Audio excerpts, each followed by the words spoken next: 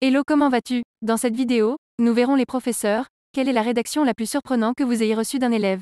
Merci d'avoir cliqué sur cette vidéo, elle vous est présentée par la chaîne Questions-Réponses. Aujourd'hui, Sophie Beau, Justine H., Bernard et Alissa Canard vont nous présenter leurs réponses. Voyons la première réponse de Sophie Beau. La pépite qui suit, anonyme, a été photocopiée par une amie qui était modératrice d'histoire géo dans notre centre de correction du brevet des collèges. J'espère qu'elle plaira aux amateurs de géographie et de sociologie, ainsi qu'aux amoureux de Paris et de la langue française. L'artiste était donc un élève de 3e. Je vous transcris le texte, qui n'est pas très lisible. Orthographe et ponctuation d'origine. Attention, ça pique un peu les yeux. Dans un développement construit, décrivez et expliquez le poids et le rayonnement de Paris en France et dans le monde. Bah en fait Paris c'est une ville que tout le monde aime vu qu'il y a la Tour Eiffel, ils ont décidé c'était la capitale. Dans le monde politique Paris est importante, elle a le palais de l'Élysée, le Sénat, l'Assemblée nationale, le palais du Luxembourg et d'autres trucs encore. Mais il faut arrêter de croire Paris ce génial. Il y a plein de voleurs et de pigeons, il y a un tas de Roumains aussi. Dans le RER et le métro il y a trop de clochards et en plus ils sont jamais à l'heure ces trains. J'en viens maintenant au sujet, le rayonnement de Paris. D'où Paris ça rayonne déjà? Tu me dirais plutôt l'effondrement de Paris dans la drogue, les putes, ouais ça ok ça fait déjà plus light des choses. Paris en plus se plaint de poussière, ce tout gris, après on dit ça rayonne. Mais MDR de façon Paris ils font genre ils cherchent les histoires comme quoi se des shows tout ça, mais wesh frère retourne dans ta tour du 15e, tu me fais rire là de façon, le 94 poteau il déchire à fond.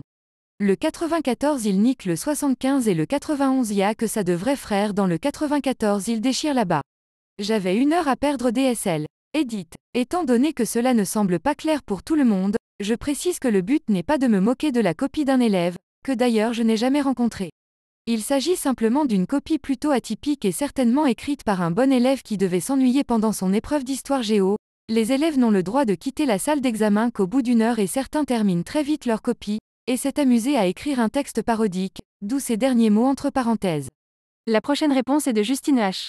Surprenante et alarmante. J'enseigne le français à l'université, essentiellement des cours de langue mais pas que, et mes étudiants doivent régulièrement écrire des compositions sur des thèmes variés.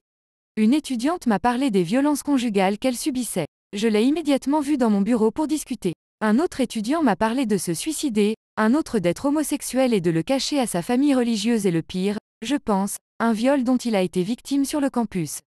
Les rédactions en cours de langue sont parfois de vrais appels à l'aide qu'il ne faut pas prendre à la légère. J'ai décidé de suivre des formations pour savoir gérer ces situations. Avant de le faire, j'étais maladroite et totalement prise au dépourvu. Bon, ça m'arrive encore et je ne pense pas savoir gérer à 100% non plus. P.S.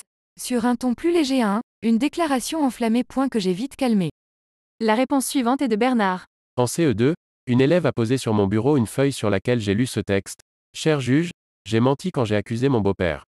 Je veux dire la vérité. Elle voulait que je corrige son écrit. J'ai transmis cette missive à mon directeur. Plus tard, j'ai lu dans le journal que le beau-père avait été libéré de prison. On va pouvoir continuer avec la réponse de Alissa Canard. En réto, au cours de français, dans une rédaction argumentée, un élève a écrit cette phrase. J'ai ressenti autant de joie qu'il y a eu de juifs morts dans les camps d'extermination. La formulation était autant caduque que la comparaison était choquante. C'est la fin de la vidéo, merci d'être resté jusqu'à la fin. Vous pouvez maintenant vous abonner si la vidéo vous a plu, pensez à laisser aussi un like, ça aide pour le référencement sur YouTube. On arrive à la fin de cette vidéo, vous pouvez continuer le débat sur cette question en commentaire avec la communauté. À très vite.